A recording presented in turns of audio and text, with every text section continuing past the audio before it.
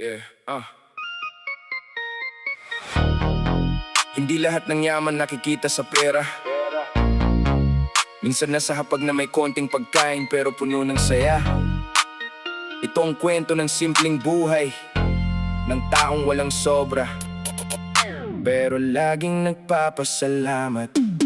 Gigising sa umaga bago sumikat ang araw. Malamig ang hangin, tahimik ang paligid sa tanaw.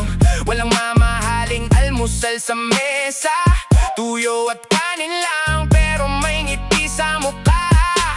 Kape sa umaga habang nagkukwentuhan kasama ang pamilya, wala nang hahanapin pa. Minsan konti ang ulam, minsan kapos ang kita, pero sapat ang pagmamahal para lumakas ang pag-asa. Sa tanghali, sardinas ang kasama ng kanin. Simple lang ang pagkain pero masarap dahil may kapiling. Hindi kailangan ng maraming putahe sa hapag kung ang bawat tao doon ay nagmamahalan ng tapat. Sa gabi, asin lang minsan ng pangdagdag lasa, pero may kwento at tawanan bago matulog ang pamilya. Doon ko nakita ang tunay na kahulugan, na ang saya hindi nabibili ng kayamanan. Payak lang ang buhay ko, pero puso ko'y mayaman. Kahit maliit ang bahay, puno naman ng tawanan. Tuyo man sa umaga, sardinas sa tanghali, asin man sa gabi, basta kasama ang pamilya ko lagi. Hindi kailangan ng ginto para masabing panalo. Hindi kailangan ng yaman para maging masaya sa mundo. Dahil ang pinakamagandang biyaya na natanggap ko ay ang pamilya kong kasama sa bawat araw ko.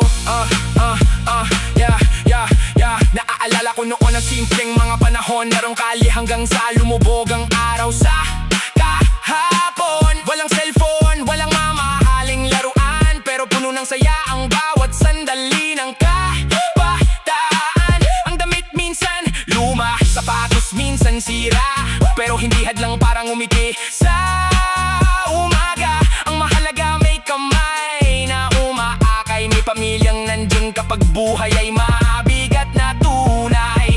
Di kami mayaman sa mata ng ibang tao, pero mayaman kami sa pagmamahal na totoo. Kapag may problema, sabay-sabay haharap. Kapag may tagumpay, sabay-sabay ang gala. Maraming tao naghahanap ng malaking bahay, mabilis na kotse, buhay na marangya araw-araw. Pero natutunan ko habang ako'y tumatanda, ang simpleng sandali ang pinakamahalaga.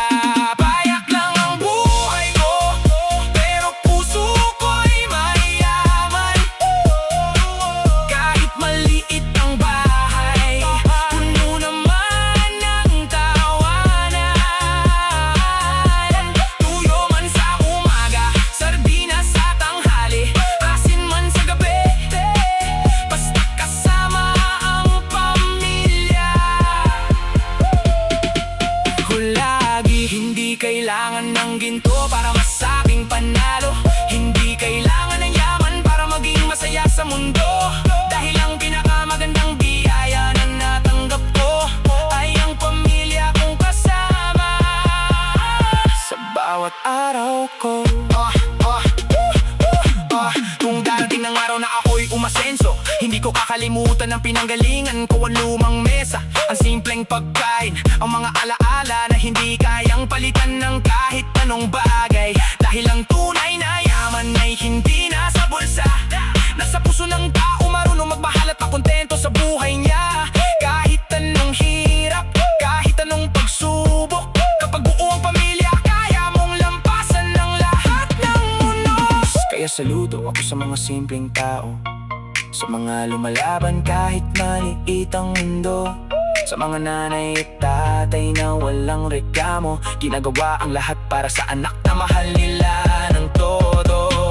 Tuyo sa umaga, sardinas sa tanghali, asin sa gabi, pero may ngiti